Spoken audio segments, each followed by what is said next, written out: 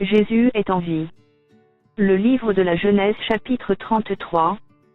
Jacob leva les yeux et regarda, et voici, Ésaü arrivait, avec 400 hommes.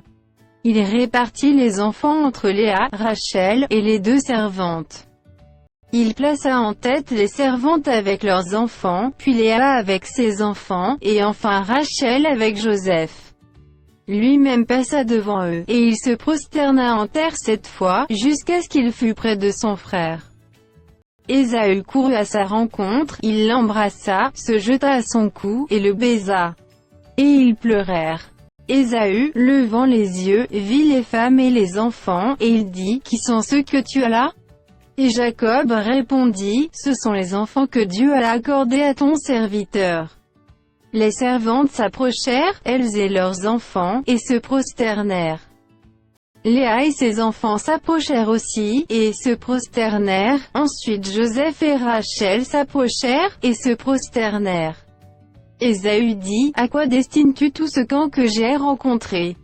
Et Jacob répondit, « À trouver grâce aux yeux de mon Seigneur. » Ésaü dit, « Je suis dans l'abondance, mon frère, garde ce qui est à toi. » Et Jacob répondit, « Non, je te prie, si j'ai trouvé grâce à tes yeux, accepte de ma main mon présent, car c'est pour cela que j'ai regardé ta face comme on regarde la face de Dieu, et tu m'as accueilli favorablement.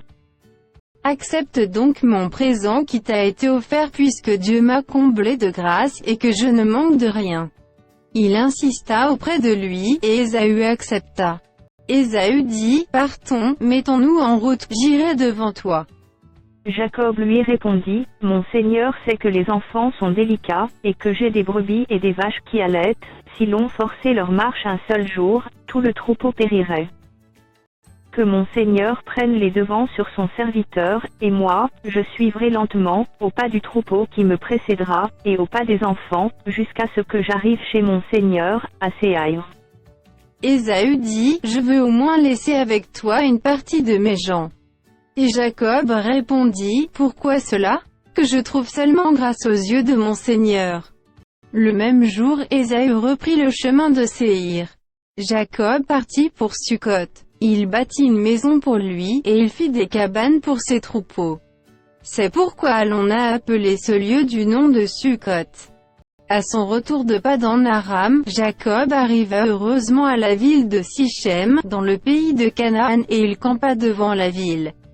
Il acheta la portion du champ où il avait dressé sa tente, des fils d'Amor, père de Sichem, pour 100 Kéchitsa. Et là, il éleva un autel qu'il appela El Elohé Israël.